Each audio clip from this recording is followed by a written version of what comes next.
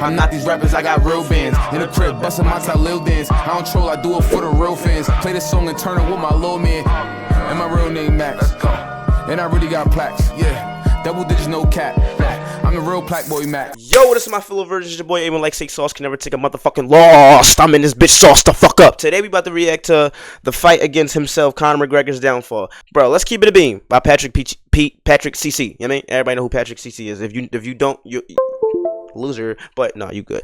Let's keep it a beam, bro. My man Conor, bro. I just figured this shit out like not too long ago. I ain't know he really did coke, my nigga. I just thought he got fried and drunk all day. But let's watch this downfall, bro. I really wanted to see this, bro. I was really looking forward to this shit. I was at work, I seen this shit. I'm like, yo, I gotta react to this shit, bro. Cause people, nah, fuck it. Conor McGregor is not even in the top 10 greatest UFC fighters of all time, but he is number 1 as far as overall impact on the sport of mixed martial arts. He was the first fighter in history to hold 2 UFC championships in 2 different divisions. The top 7 most watched UFC fights of all time are his last 7 fights, and he is the undisputed, undefeated king of trash talk. Who do you think would give you the hardest fight out of anybody on stage? Right here, the hardest hitting 145 pound, the real hardest hitting 145er right here.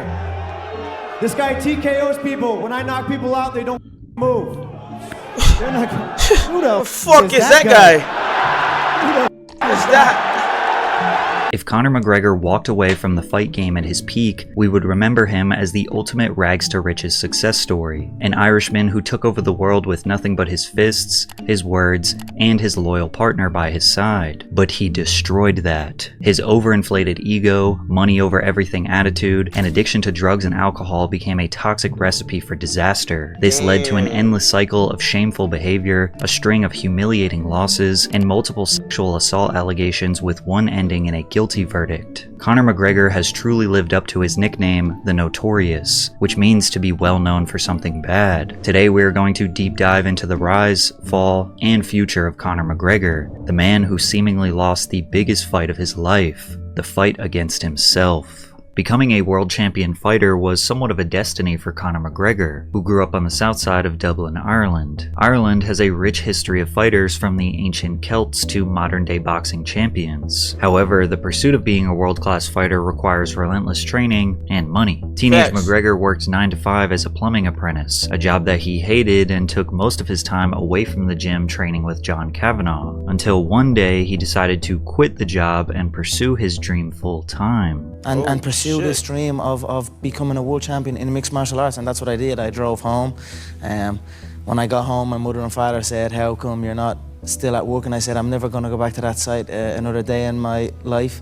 And then all hell broke loose. But This was a risky move, but his coaches and his family realized Conor was destined for greatness on February 17th, 2007, where at the age of 18, McGregor made his mixed martial arts debut in an amateur fight against Kieran Campbell. After destroying his opponent via TKO in the first round, he turned pro and was signed by the Irish Cage of Truth promotion. Conor was more motivated than ever, and nothing could distract him on this path to glory, besides one young woman named Dee Devlin, who would soon become the foundation he didn't realize he needed. But we met at a friend's party like way back, and then the usual social media, a little bit of a like here and a like there, and then a message, and the age way of meeting. Which social media at the time? Before the world was cheering Conor's name, before he was a multi-millionaire, Dee Devlin was doing everything she could to support his dream. He's never gonna lose, you know, in my eyes anyway. Definitely not. Yeah.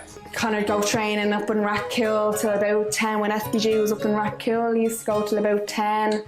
We just drive home, listen to music, and damn, they accent really low-key kind of going, man. I'd be saying, look, one day, one day. The fucking money changes everybody, man.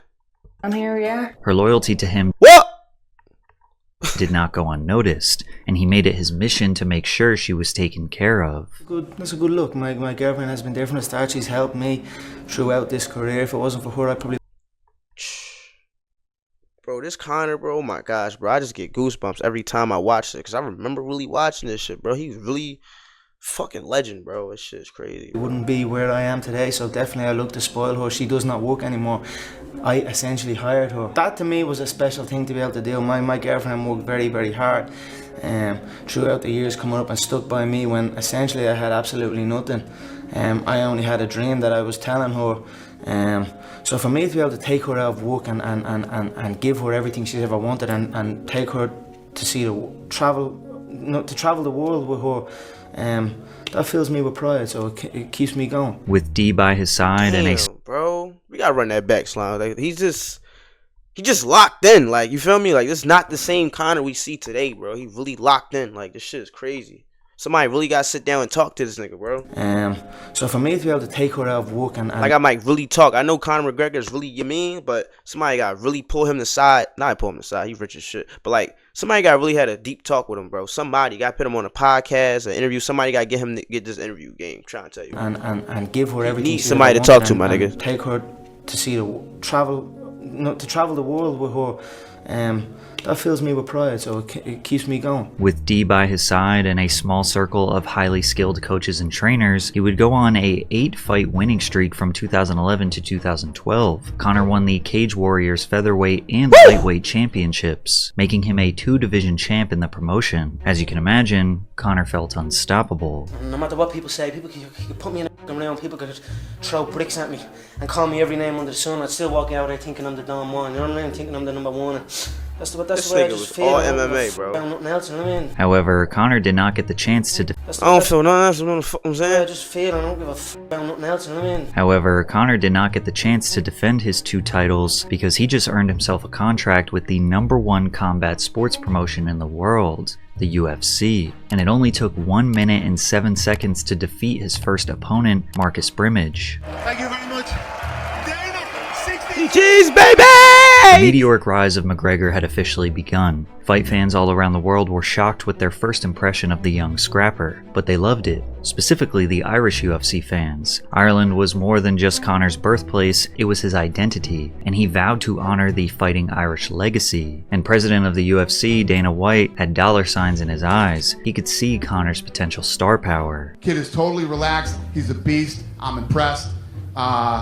Dresses well. Handsome kid. Seems pretty smart. Conor quickly started steamrolling through the featherweight division. His fight style at this point is what made him so lethal. Conor his run was, legendary, bro. And abandoning this would ultimately lead to his demise. Most people remember him for his lethal left-hand knockout power, but in the beginning, he relied on it less. His stance was wide and karate-like, complemented by unorthodox movement, constantly bouncing in and out of range, using lateral movements to create angles for his strikes. He remained light on his feet, which allowed him to quickly deliver spinning back kicks and front snap kicks to the body. As if that wasn't scary enough, he could read his opponents while remaining calm, seemingly unfazed while standing toe-to-toe with another warrior. But that calm and collected confidence quickly turned into cockiness, specifically around the build-up for his 2014 fight against Dustin Poirier. Facts. You're up. It's time. All right, let's do this. That is true. His weakness is obviously his chin. Don't get me wrong, I like the kid. He's a quiet little hillbilly from the background of nowhere. You know, I have nothing against the guy, you know what I mean? I'm sure he you know what I mean? In a circus or a fair, or, you know, he's a nice little kid. Cletus, or, you know, his cousin's probably named Cletus or something. He's a nice kid. His chin is going to be cracked, and it's going to be cracked early. Every single one in my way is in trouble here. So this is just the next step. Dustin's little pea head is going to get removed. It's going to get put into my collection, and I'm going to get on my way to the gold. The thing that made Conor's trash talk so special was that he backed it up. He invented the Mystic Mac prediction, where he would describe the outcome before each match. He told the world that Chad Mendes was too small, and that he would have a few good scrambles, but then Conor would pick him apart, and ultimately become the interim featherweight champion. And he did just that. He also received $3,285,000 for his win over Mendes, solidifying a true rags to riches story. When you signed to fight me, it's a celebration. You ring back home, you ring your wife. Baby, we did it. We're rich, baby. Conor McGregor made us rich. Break out the red panties. We're rich, baby. So don't say you would not take that fight, because you would take that fight like everyone else up here would take the fight against me if it was offered, regardless of belts or any of that shit. I'm the money fight in the male shit at all weight divisions, so f*** everybody else up here. But even though the belt was wrapped around his waist, it had an asterisk next to it, as he was technically the interim champ, so his real, undisputed chance at glory would be against Jose Aldo. The UFC 194 press conference was held in Ireland, where not a single person was rooting for Jose. When I got here, it was rainy, but I brought the sun with me. This WWE star part right here.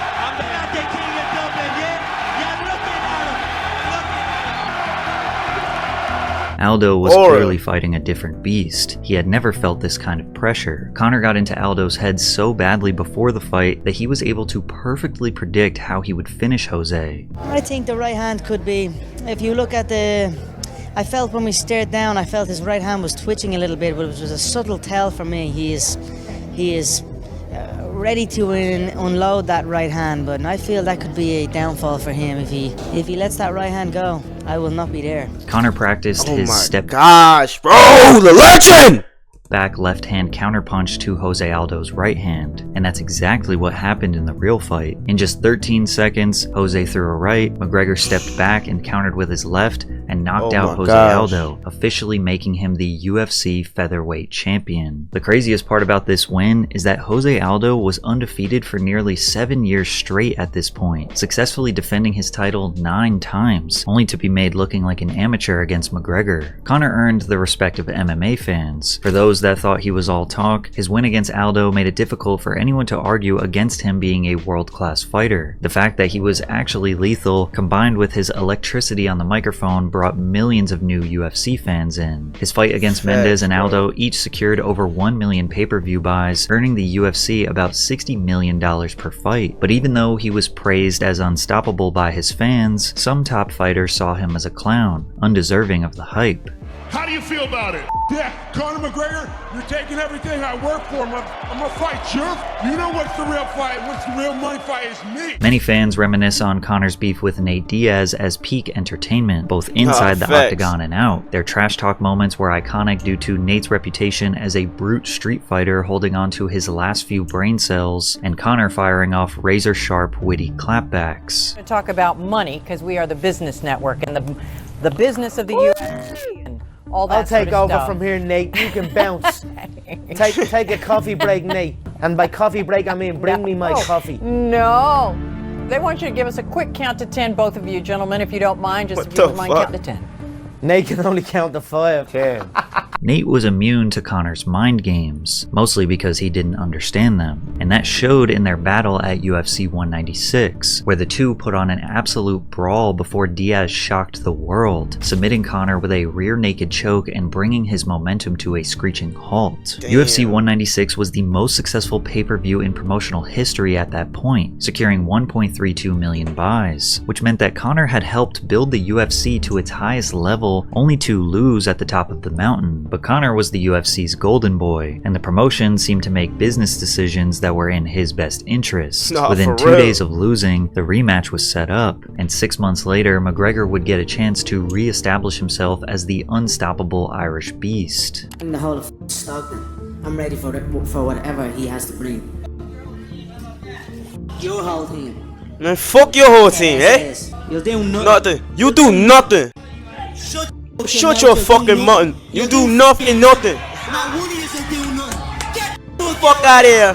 Fuck you. Conor being the underdog built more hype than ever seen before in the UFC. Fuck you. Droves of new fight fans started pouring in, and the event broke the record they just set, making UFC 202 the highest selling pay-per-view with 1.65 million buys. It is still the second highest selling event they have ever done. The fight was a vicious blow-for-blow bloodbath. Conor still had never been knocked down in his entire career, proving that he didn't just deliver damage, he could take it too. The fight came down to a judge's decision, and many still debate that Nate actually won, but Conor was awarded the victory, successfully redeeming himself at the peak of the UFC mountain.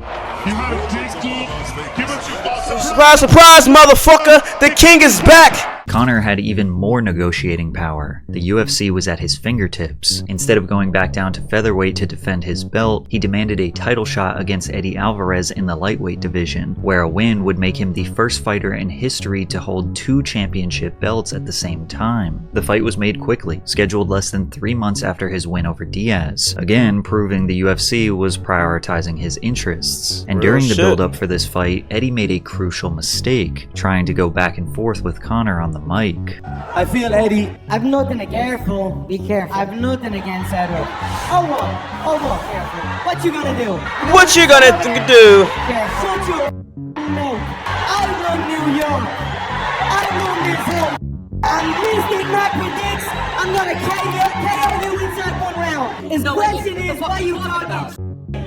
My question, why are you talking shit? Say it like it is, you're blessed.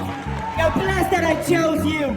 You're blessed that I chose to whoop your ass next. No, I came for an apology from him. I want an apology for saying my Gucci wife Mink. Suck these big artists. No. This was trash talking Conor at his peak. Funny, exciting, unpredictable, and still capable of backing up his words. Don't give a what Eddie says. The Irish are back. We've taken back control of New York City. I run New York City. I'm a fucking pimp. Rocking Gucci Mink. And without me, this whole shit sing. They practically sold out Madison Square Garden just to do the weigh. That's facts, bro. Real shit. We've taken back control of New York City. I run New York City. I'm a fucking pimp. Rocking Gucci Mink.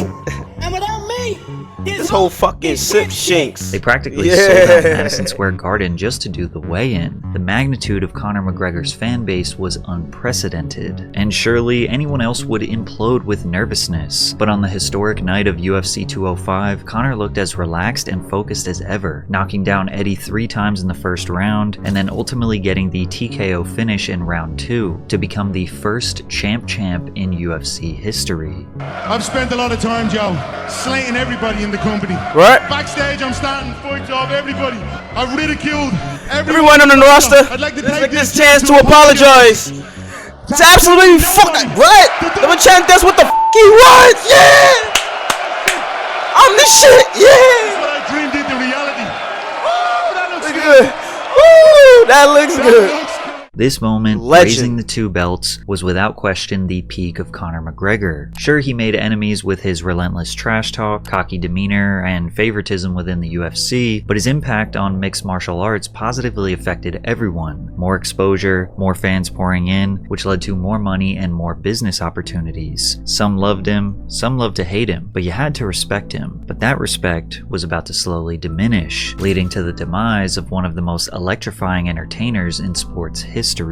For the first time in his career, McGregor started to slow down, and it made sense. He took no breaks on his ascent to the top, and he was expecting a baby with his unwavering girlfriend Dee. But since he refused to defend the featherweight belt that he won back in 2015, he was forced to vacate his title, ending his time as the 2-division champion. So he never his lost. agent said, no matter what happens, nobody will ever be able to take those belts away from him. Nobody has beat him for those belts. So the way I look at it is, whatever business decision Conor decides to make, it's a smart one. It became abundantly clear that smart business decisions were Conor's top priority. No true champion would just let their title be stripped from them, but Conor was made an offer he simply could not refuse. An exhibition fight against the undefeated boxing world champion Floyd Mayweather. That's a lot of money. One singular bout that was set to make him more money than his entire UFC career combined. From the very beginning, real fight fans looked at the McGregor vs. Mayweather bout as a cash grab. Floyd was a retired 40-year-old and Conor was not a boxer. It was a win-win situation for McGregor. Either he knocks out Floyd and gives the undefeated legend his first loss, or Conor loses and everyone says, yeah, well, he's not a boxer. The build-up was one of the most over-the-top and yo, that's what I be saying, bro. Conor was smart-ass nigga. Promotional tours in combat sports history, with 4 different massive press conferences where the two did these long, drawn-out speeches and stood toe-to-toe, seemingly pretending to hate each other. It felt way less genuine and personal than any beef we have seen Conor in before. It was mildly entertaining, but mostly awkward and exhaustive.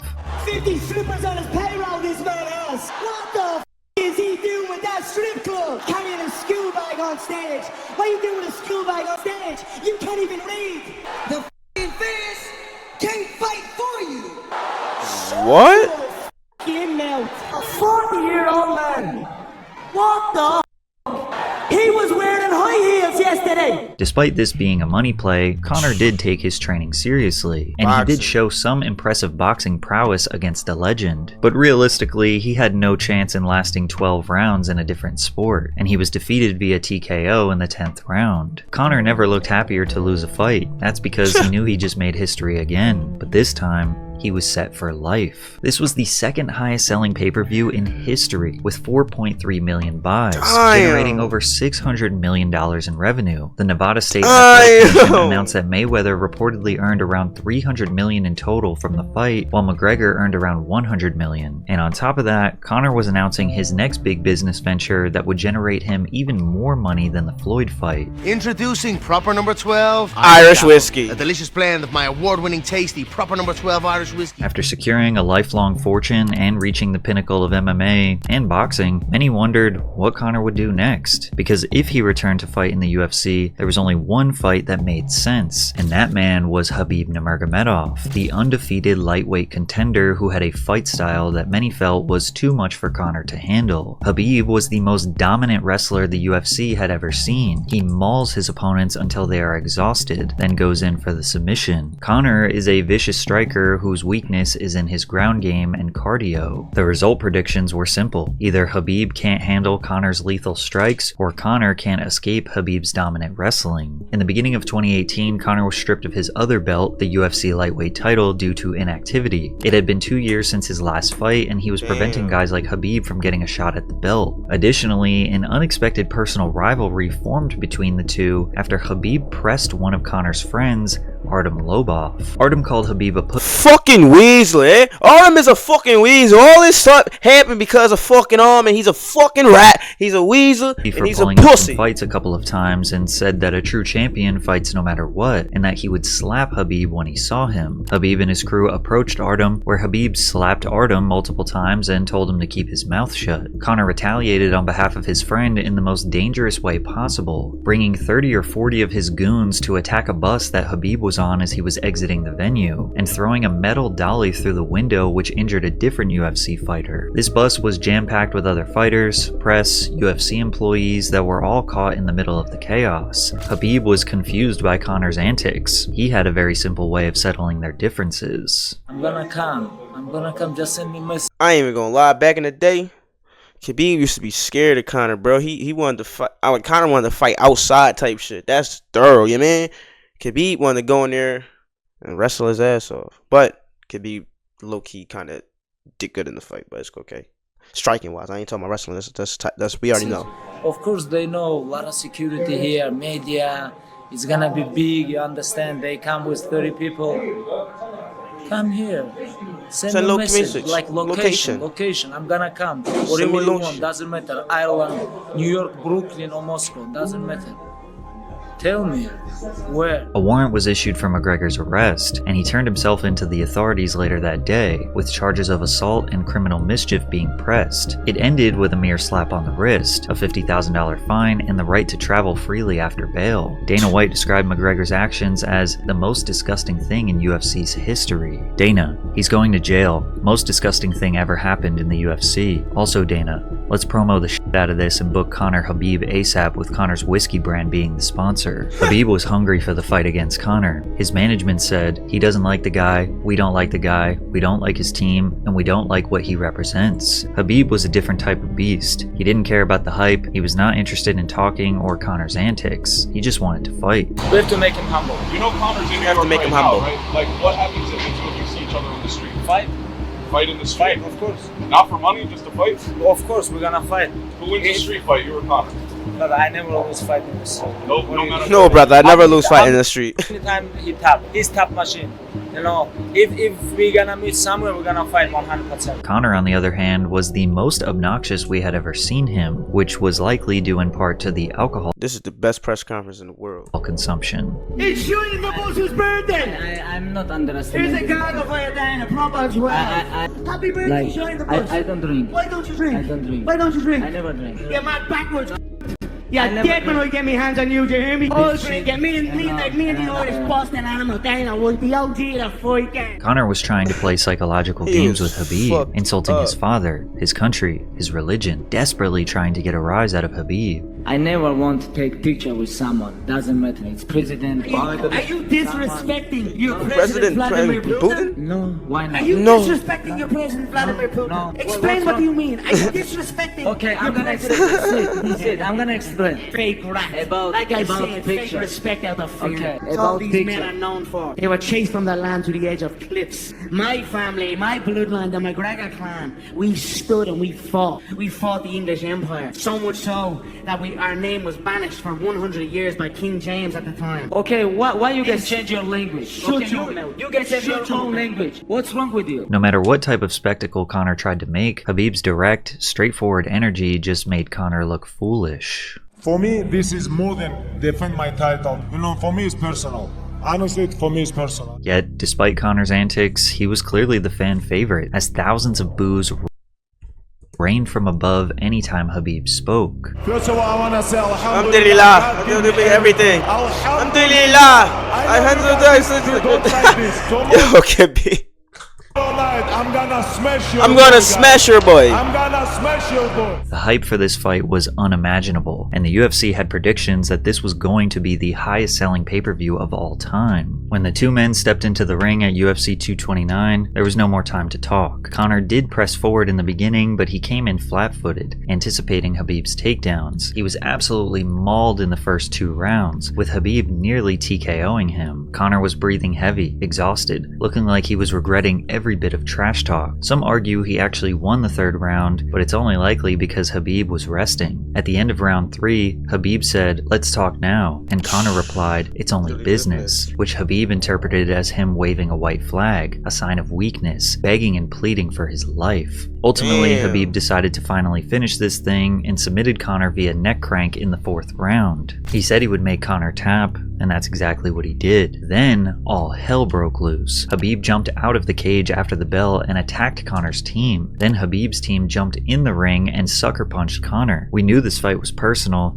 but we didn't know it would get this bad. Khabib was acting out of character, and his behavior was heavily demonized by the UFC, resulting in a $2 million fine. Then again, Conor constantly did the same things, if not worse, but it was used as promotion. As Conor arrived back to the locker room, he burst into tears. He didn't just lose, he got absolutely demolished, and he made a fool of himself along the way. Can you describe the emotions after a loss like that? You know, it stings real bad, but this is the fight business. I've been on the end of many defeats in my life, and I've rose back, so I will not shy away from it. I will not make excuses for it. I will assess it and come back. I am gonna make him humble. I am gonna teach him respect. He stood by his words. Khabib, the true champ. This fight broke the UFC. Get off his dick. All-time pay-per-view record at 2.4 million buys, and it's hard to see anything topping those numbers anytime soon. If Conor won, he could have easily retired and be considered one of the greatest of all time, but he was only 30, and retiring at a loss could not be the end of his legacy, not the illustrious champ, larger-than-life hero image he crafted for himself. But how was he going to compete against other UFC lightweights? Khabib exposed his weaknesses. His cardio was substandard, making him unable to go hard into the 3rd, 4th, and 5th rounds. He was sleeping in silk pajamas and driving Maybachs. Other guys were hungry, begging for a shot. And on top of all of that, he was focused on developing proper 12, which took his free time away from the gym and into the bar. You can imagine all these destructive thoughts constantly racing through Conor's head while he tried to bury them with bottles of whiskey. Conor took to Twitter to announce he was retiring from MMA. Many were unsure if this was a negotiating tactic or a revelation from his devastating loss. But then 24 hours later, it was revealed that McGregor came under investigation for sexual assault in Dublin. And although this didn't lead to an arrest, nor did many of his fans believe the allegations were true, this wouldn't be the last time he gets accused of this same deplorable behavior. McGregor was then caught on camera sucker punching an old man in a pub. The story behind the attack was never truly revealed, only assumptions were made by assessing the clip without audio, but there is no justification for a pro fighter to sucker punch anyone, let alone an old man. Conor also smacked a man's phone for filming him, then stomping on it until it crumbled to pieces. McGregor was arrested on charges of felony strong-armed robbery. That's that fucking money, yo. I ain't gonna lie, bro. That he stumped that shit. Let alone an old. Socking the old heads. I'm gonna keep it a being. I'm from Philly. Old head OG could have said something, you man. But I wouldn't sock an old head though, based on how old he is. Man. Conor also smacked a man's phone for filming him, then stomping on it until it crumbled to pieces. McGregor was arrested on charges of felony strong-armed robbery and criminal mischief. MMA fighters have spent decades trying to prove to the world that their sport is one of honor, class, and grace, and that all fighters are not simply street thugs. It's understandable to put on a character and act like a thug to sell a fight. It's another to actually be one in the streets towards people who are not a real threat. As if it couldn't get any worse, McGregor faced his second sexual assault allegation relating to a complaint that a woman in her 20s was sexually assaulted in a vehicle parked outside a Dublin pub. Conor's team tried to express that it was nothing more than rumors, but these strings of controversies were starting to seriously impact his reputation. Seemingly in an effort to gain some positive press, he came out of retirement to fight Donald Cerrone. Donald was a journeyman, currently on a 2-fight loss streak at nearly 40 years old. Many saw it as an easy win for Conor to gain back the spotlight, and in the press conferences he sported a demeanor that we hadn't seen in a long time. You know, he's become a family man.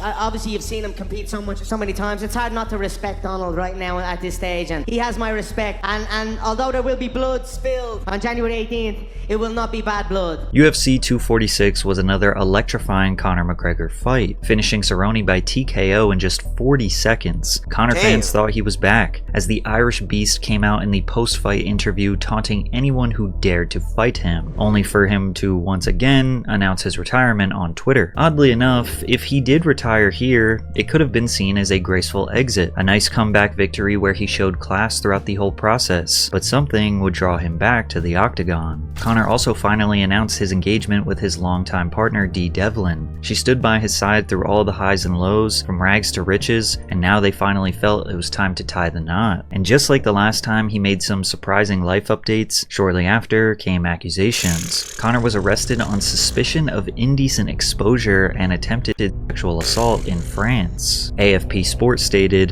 McGregor was the subject of a hearing by the police, where he vigorously denies any accusations of misconduct. He has been interviewed and released. After an investigation conducted by French authorities, TMZ obtained a document from French prosecutors declaring that they didn't find enough evidence to move forward with a case against McGregor. Whether it be genuine false allegations or his own reckless behavior, he could not escape the negative publicity, and it almost started to look like the UFC acted as therapy or a PR campaign to restore his reputation. McGregor decided to once again enter the cage, this time against Dustin Poirier. And again, he came in with a humble, respectful attitude. After that loss, many years ago, he rose up, became champion. He's given so much back. I'm honoured to share this octagon with this man. I know we have this competitive fire, and it's still there. There's still that, in us, denying that. We have a clash, and it's going to be a good firework-filled bout. The respect is admirable for this man from me. Don't want to make it seem like we're up here giving each other back massages, but Conor's, I just want to clear the air. Conor's team, McGregor Sports Entertainment, did reach out to my foundation, the donation to the Knife Fight Foundation, and we have huge plans for that. So Conor, man to man. Pleasure, brother, my pleasure. You're going to help a lot of people with that. Those who didn't know what was going on behind the scenes just felt that Conor was being a gentleman. Others like to remind everyone that Khabib said he would humble him, but it was refreshing to see a more subdued and honest McGregor. Unfortunately, it didn't help his competitive edge. Dustin Poirier chipped away at Conor's front leg with brutal calf kicks. This hurt his mobility, stability, which left his face wide open. Dustin let his heavy hands fly and became the first opponent to ever TKO Conor in the UFC. This challenged the idea that Conor is one of the best strikers ever in the game, as he just got outstruck. Despite Conor losing the fight,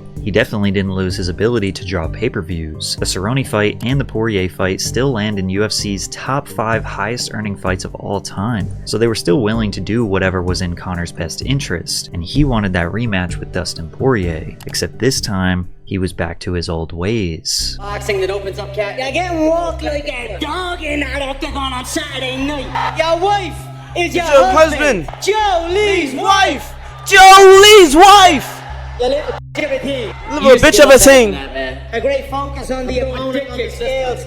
What? Kicks this time. Yeah, shut your mouth, you little fool. I'm gonna dance on your head. It's coming for him on Saturday night, and he knows it, and I know, and I'm gonna love doing it. We knew humble Conor couldn't last long. The trash talk was entertaining, but he pushed things a little too far, bringing Poirier's wife into the banter. Fight fans were more than willing to put up with Conor's cocky attitude, but disrespecting people's families was just unnecessary, especially after what happened with Khabib. Plus, he was just being respectful to Dustin a few months ago. What changed? It came across as desperate, and it's these antics that drove away the respect that fight fans once had for Conor, with many of them actually rooting for Dustin to get the W. The rematch against Poirier started off amazing. In the first round, we got to see a mix of boxing, takedowns, wrestling, jiu-jitsu, submission attempts, ground and pound. This was shaking out to be one for the history books, and then Conor's leg just snapped in half. Dustin Poirier won the fight due to doctor's stoppage, and instead of exiting the fight humble, just like his first loss, Conor went on a pathetic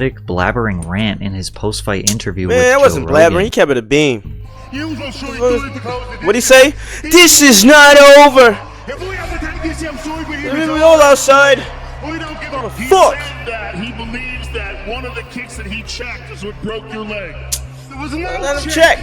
There was never a check! Your wife is in me DMs, hey baby!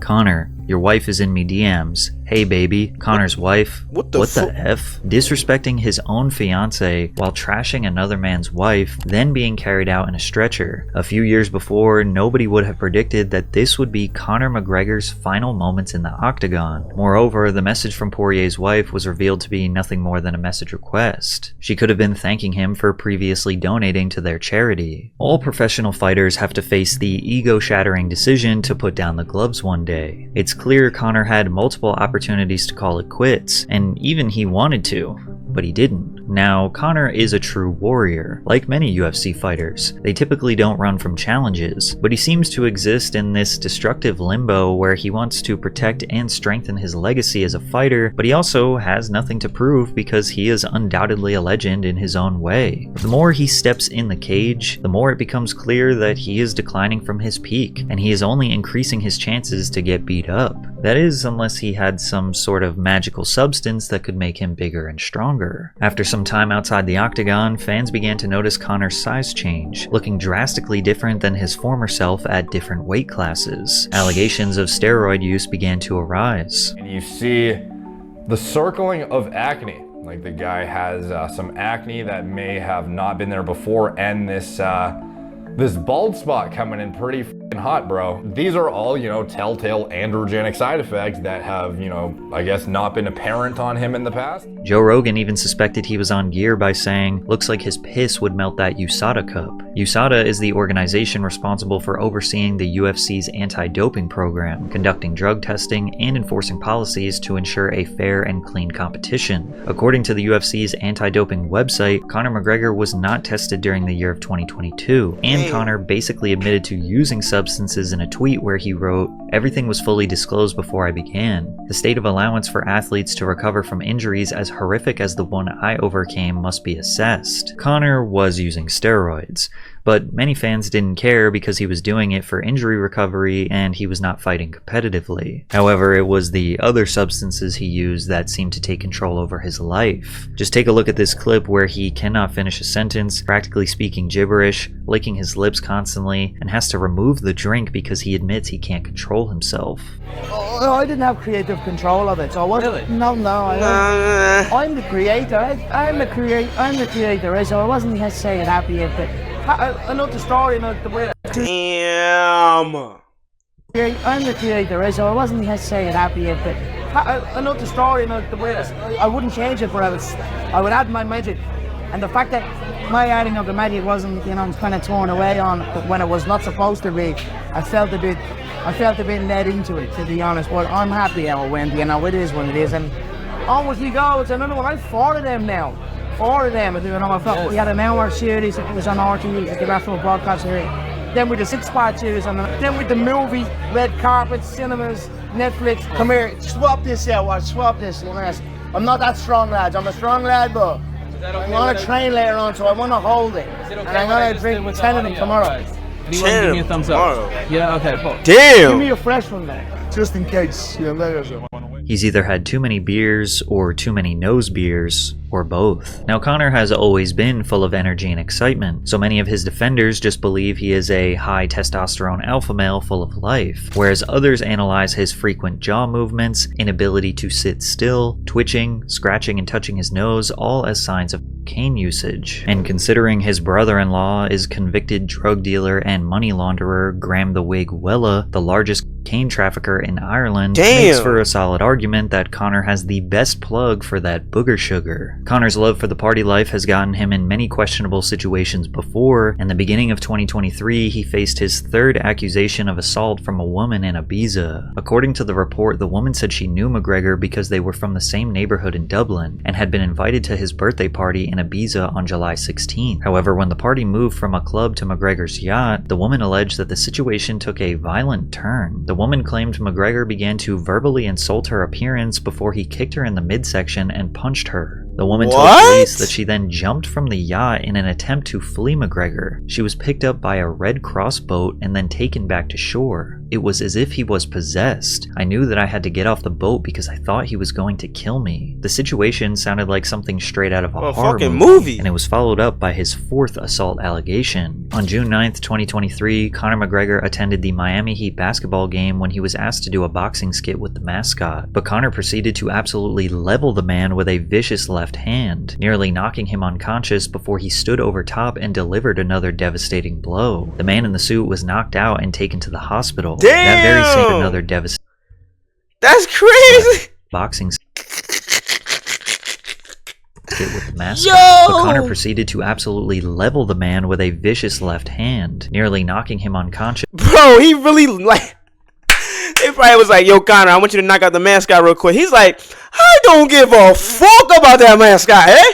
Attended the Miami Heat flush down a fucking pipe. A boxing skit with the mascot, but Conor proceeded to absolutely level the man with a vicious left hand, nearly knocking him unconscious before he stood over top and delivered another devastating blow. The man in the suit was knocked out and taken to the hospital. That very same night, in the same venue, McGregor was accused of assaulting a woman in the bathroom. What the fuck? According to the alleged victim, McGregor violently forced himself on her in a VIP men's bathroom at Cassia Center. She said that McGregor aggressively kissed her before also attempting to force her into multiple X acts. She then took it one step further, pointing the finger at the Miami Heat and NBA security for aiding McGregor in the attack by separating her from her friend and forcing her into the bathroom. A video was released of the incident where it looks like Conor comes out, holds out his hand, and she grabs his hand as they consensually go into the bathroom surrounded by security. And they were also seen chatting with each other at a party. Conor vehemently denied the allegations. After a thorough investigation, including a review of videos and interviews with eyewitnesses, the authorities have concluded that there is no case to pursue against Conor McGregor. After successfully beating every case and allegation, many people believe that Conor is just a target of others looking for a payday. But there is one common denominator with all of these controversies: the party life. Conor has said it himself. If he's not busy, that would be destructive to his life. I like to be kept busy.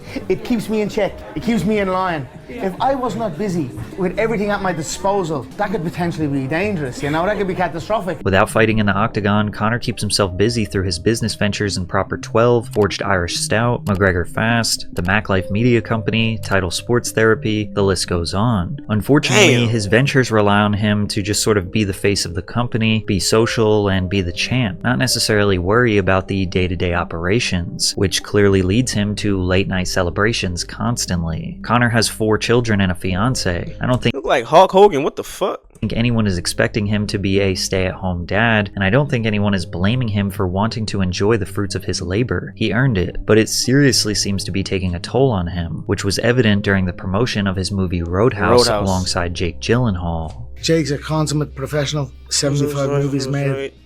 You know, I'm blessed to have entered the movie alongside him. He has 75 movies made. I have 75 bar fights made. And that's it. Conor is literally involuntary spasming here from drugs / after come down. I've had this. He definitely just did a huge sesh of hard drugs. Another video of him went viral for his tweaking and twitching. What can you tell us about your acting debut? Obviously, it's your first experience. Hard work, but you know, we got it done. It's in the bank for life. You know, you put something in the bank, maybe it's not going to be there for life. It's in the bank for life. This baby is in there for life, and I'm ecstatic about that. And it seems like every other day we are seeing a new Conor video where he displays excessive energy, agitation, and having a short attention span. Yeah. Floyd, you little you're right, you're doing bad conversations, trying to get a boxing match at 155.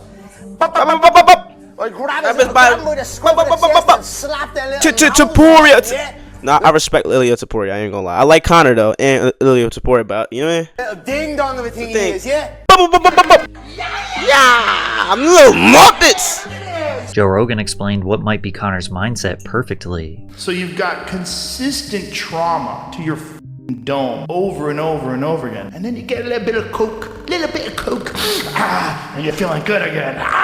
I bet, you know, you get addicted to it. And the guy obviously likes extreme things, right? Which is why he's such a great fighter. They're wild people. That's why John Jones likes too. They're wild people. Fighters are borderline insane. They crave the energetic, adrenaline-filled lifestyle of nearly dying inside of a cage. It's been well over 3 years since Conor last fought, and although he was kind of a maniac when he was preparing for his matches, he was a lot more composed than he is now. It seems like he is getting his fix that he used to get from fighting from his indulgent lifestyle, and it may have permanently destroyed his fighting career. His 2024 bout against Michael Chandler was delayed for a year before being officially announced with a card and a date, and then cancelled due to Conor breaking his toe. This has led to theories that the UFC is locking him up in his contract, which requires him to fight 2 more matches, and refusing to let him complete them. But why? We already know he is a guaranteed big money draw, so it can't be that. The only logical explanation is that he has drifted too far down the slopes, that he is unfit or unwilling to stay disciplined and sober throughout an entire 6 to 8 month fight camp. Perhaps he wants to just go on and fight Logan Paul like he announced on Twitter, or fight Manny Pacquiao, or do some other worthless exhibition that will bring in hundreds of millions of dollars and barely forces him to focus on a real training camp. Now, it would be a terrible business move for the UFC to just go and let him make money for someone else, which leaves him at a standstill, bend to the knee of Dana White, or never fight again and fill the adrenaline void with this destructive lifestyle. And as if all of this couldn't have gotten any worse, Conor McGregor was found guilty in civil court of sexual assault in the form of R-word.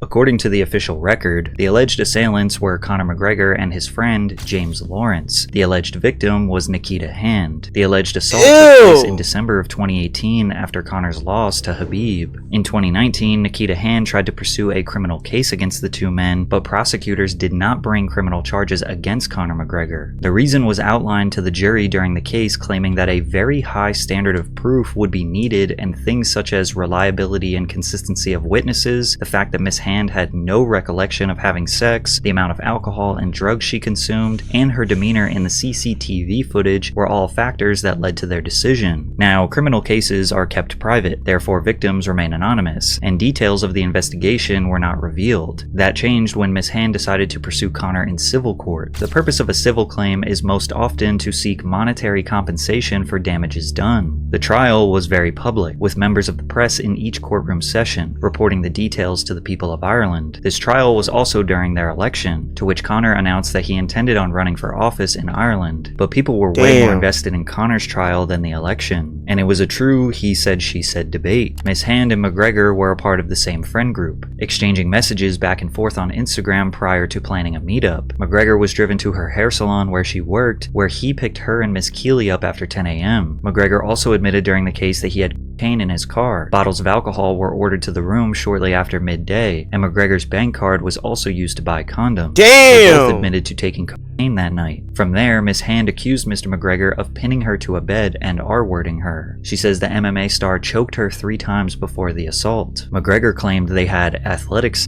that was consensual. Since their stories were polar opposite, it seems like the guilty verdict was made on the basis of forensic evidence. The jury has been provided with evidence that Miss Hand was brought by ambulance to the sexual assault treatment unit of Rotunda Hospital around 9:30 a.m. the following day in a terrified state and with extensive bruising all over her body. A general practitioner testified that internal bruising on her neck was consistent with Miss Hand's account. There has also been evidence that a tampon was wedged so far inside Miss Hand that it had to be removed with a forceps at the hospital. Conor's defense brought Dr. Farnan as a witness, claiming that bruises would take 24 to 48 hours to come up, and that they also can appear in a slightly different position to the trauma, can change in size and shape, and can change in color. The doctor also claimed that women having sex with a tampon in is a very common event, or many women forget that they are wearing one. The jury consisted of 8 women and 4 men, who listened to a multi-day long testimony of Nikita recounting her horrific experience and Conor defending himself, ultimately finding him guilty of sexual assault and the civil court awarding her damages of nearly 250,000 euros. I want to show Freya and every other girl and boy that you can stand up for yourself if something happens to you, no matter who the person is, and justice will be served. After the trial, Conor tweeted, "Nikita Hand, vicious liar, appeal," and then went on to announce plans to appeal the outcome. Without accepting the guilty verdict, McGregor did concede to his infidelity, stating, "I should have never stepped out on the woman I love most in the world. That's all on me. I can't go back and I will move forward. I am beyond grateful to my family, friends, and supporters all over the world who have stayed by my side." 1 month before he tweeted this, a video went viral of him grabbing a woman's hair to dance with her while his fiancée was standing directly next to him, using this as proof that he has gotten so used to the party life and cheating on the mother of his 4 children. And if you thought this was the final straw for Dee, you'd be mistaken. She is still standing by Conor's side. She did not agree with his guilty verdict and wrote in an Instagram story, "Imagine a woman with her own boyfriend and child texting provocative photos of herself to another woman's man with a family and child on the way. I look forward to the day the world will see the footage of you on that night and the carry on of you. Not a bother on you, having the time of your life. This is the real evidence. My sons will be warned women like you exist in the world." At one point, people felt bad for Dee, sticking by Conor's side while he ruthlessly cheats on her. Now many see her as an enabler and a victim blamer, sticking around for Conor's money since they are not married and she would not be entitled to half if they separated, as de facto partners are not entitled to much like they are in the USA. If history repeats itself, I'd imagine Conor is dying to get back in the UFC and take the spotlight away from his assault case. Those who hate him make it known that they'd prefer he fade into oblivion. Those who love him question if he should return to fighting in fear that he will only further stain his crippled reputation. But even if he never fought again, we all agree that there is no way he will step away from the spotlight. So what will he do after he puts down the gloves? He has been taking the role as the promoter for Bare Knuckle Fighting Championship, as he is an investor in the company. This seems like a natural fit for Conor. Taking on a Dana White-esque position would allow us to still get hilarious sound bites and bring some of that chaotic energy to the pre- and post-fight press conferences. But if Conor remains in the entertainment industry, there will be temptation all over. Late nights that lead to drugs, alcohol, and women. Is he capable of suppressing and overcoming his temptation? If not, or worse, if he actually is this monster some people believe him to be, then expect more allegations, more crimes, and eventually doing something that cannot be undone with money. There is no doubt that Conor McGregor holds a unique legacy in the UFC, one that cannot be taken away from him. But it's far from the one that we saw at his peak in 2016, all because he could not win the biggest fight of his life, the fight against himself. Man,